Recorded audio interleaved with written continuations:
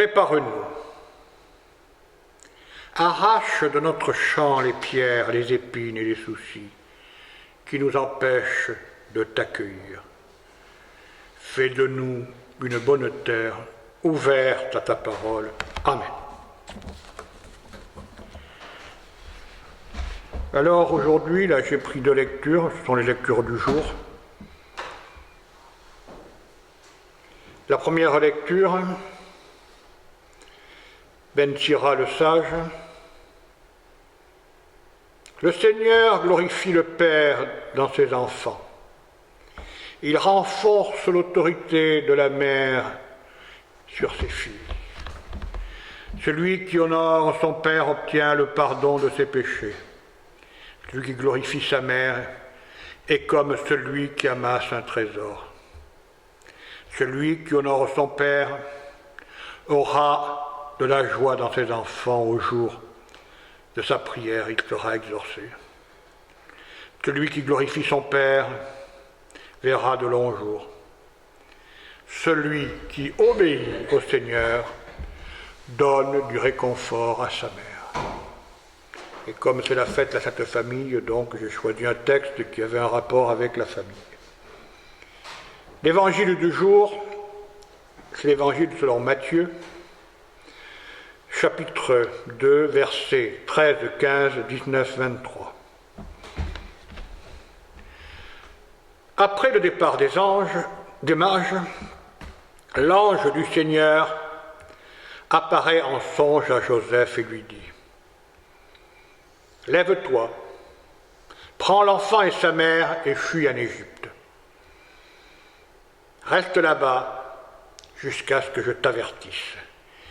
Car Hérode va chercher à faire périr l'enfant. » Jésus se leva.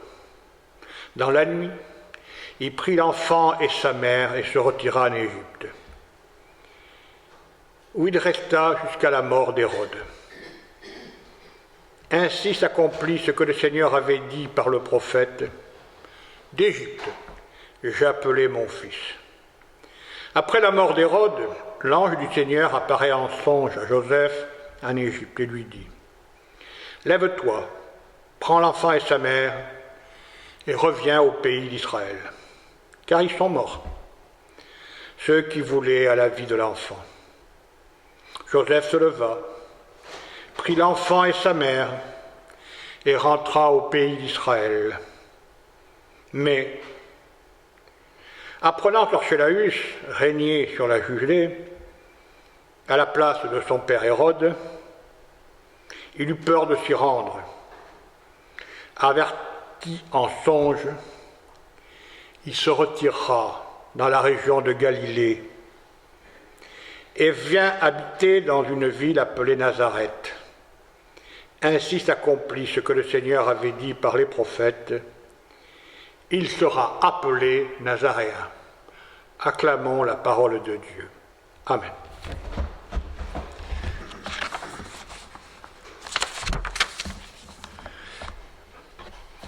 Oui, cette journée est tournée vers la famille. Et très chères sœurs et très chers frères, c'est avec joie que je vous retrouve après les fêtes de Noël. J'espère que vous avez passé dans la paix et dans la joie. À présent, après cette fête où la joie et la paix sont annoncées sur le monde, bien sûr, la vie reprend ses droits. Et si nous regardons notre société, hélas, tout ne va pas pour le mieux. Et pour certains, Noël n'a été qu'un jour comme les autres, voire pire. Avec son cortège de guerre, comme en Ukraine ou au Proche-Orient, ou bien la précarité et la misère que connaissent les habitants de Mayotte,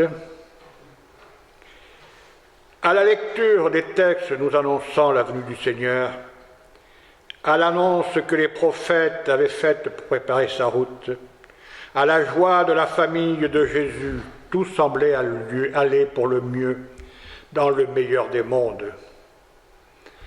Au présent, mais aussi comme promesse pour l'avenir. Hélas, la réalité et la bêtise de l'homme, la soif du pouvoir, dans la Bible personnalisée par le roi Hérode, vont venir gâcher ces moments d'allégresse. Hérode, comme le dit si bien le texte, craignait que Jésus devienne le nouveau roi et lui prenne sa place. Car hélas, cela est toujours d'actualité. Quand nous regardons les politiques de tous les pays rester accrochés à leur pouvoir ou tout faire pour le conquérir, souvent au mépris général de la population, et ne voyant le plus souvent qu'un moyen de s'enrichir, ainsi que leur famille, au mépris des règles du droit. Ce texte est le seul dans les évangiles qui nous parle de la fuite en Égypte. Car l'Égypte, dans la tradition juive, a une place importante, que ce soit avec les patriarches, et de ce pays que vient une grande partie de la tradition. C'est de là que Moïse est parti pour fuir les Égyptiens qui avaient maintenu les Hébreux en esclavage. Après avoir célébré la première Pâque, sous sa conduite, ils sont partis pour rejoindre la terre promise. Cette terre où coulait, d'après les textes, le lait et le miel.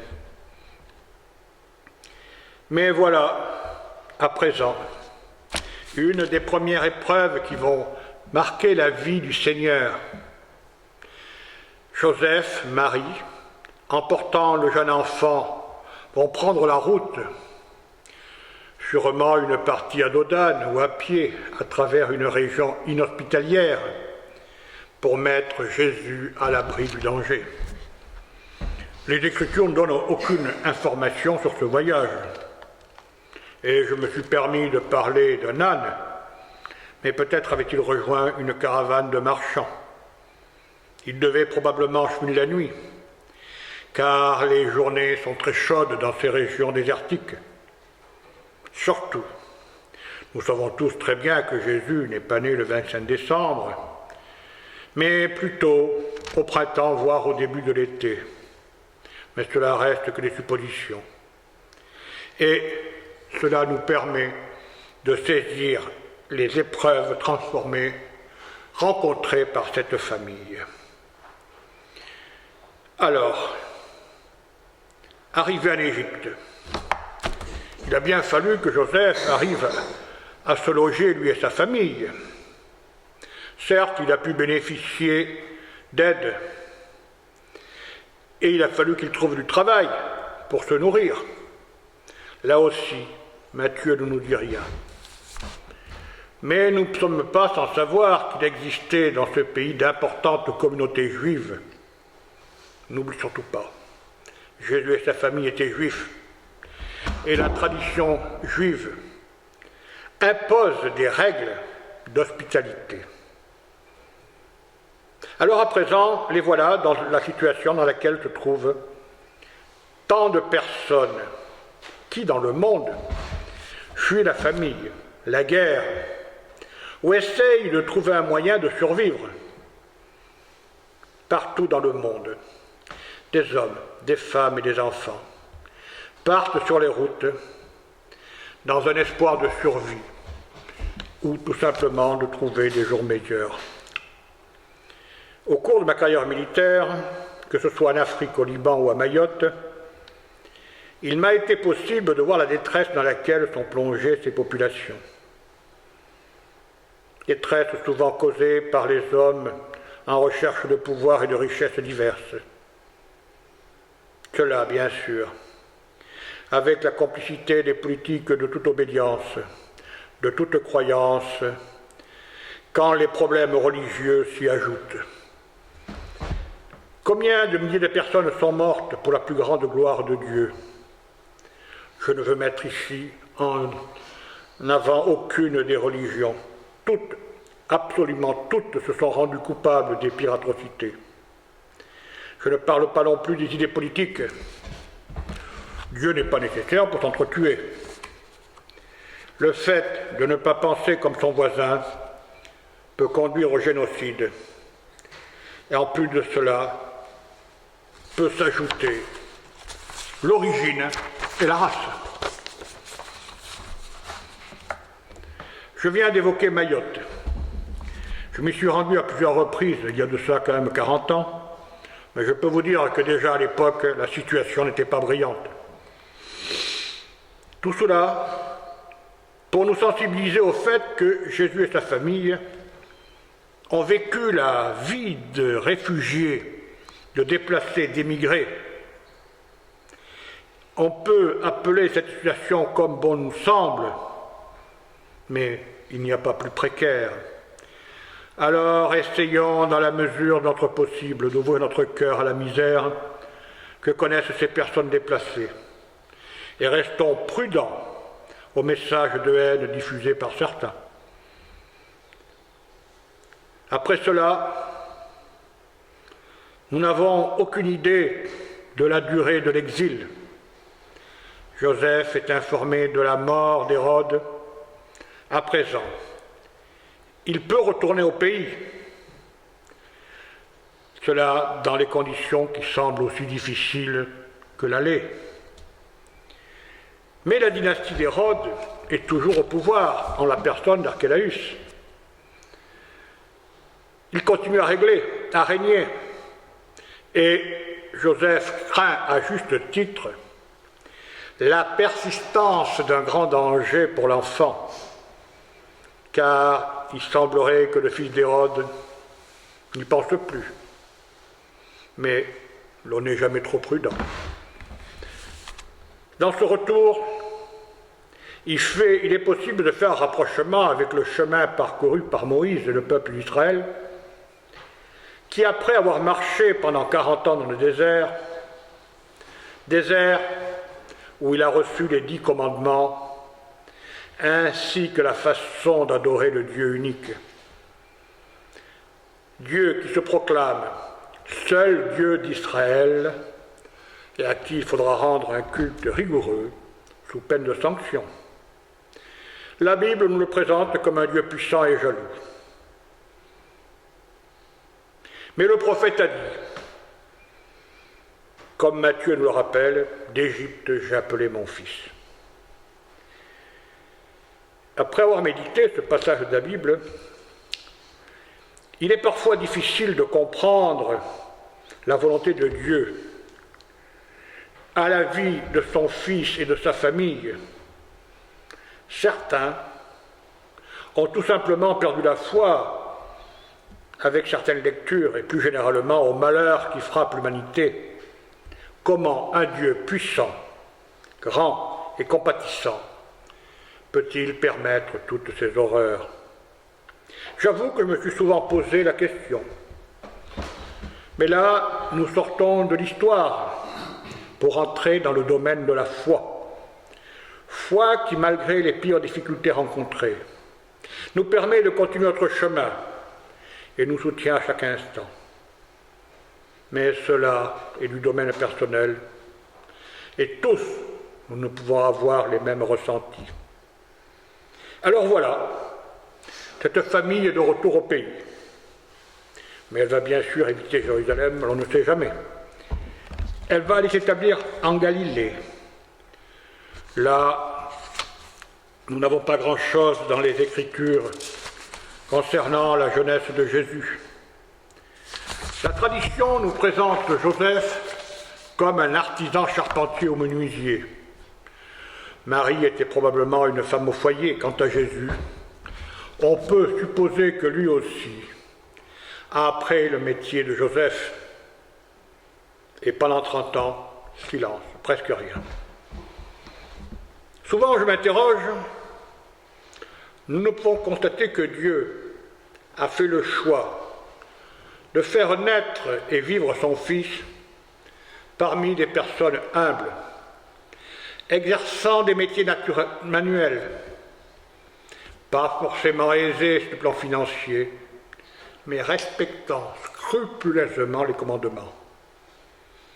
Oui, c'est dans un milieu modeste que celui qui va apporter le plus grand message à l'humanité a vécu loin des puissants, des rois, des princes et de tous ceux qui tenaient le pouvoir.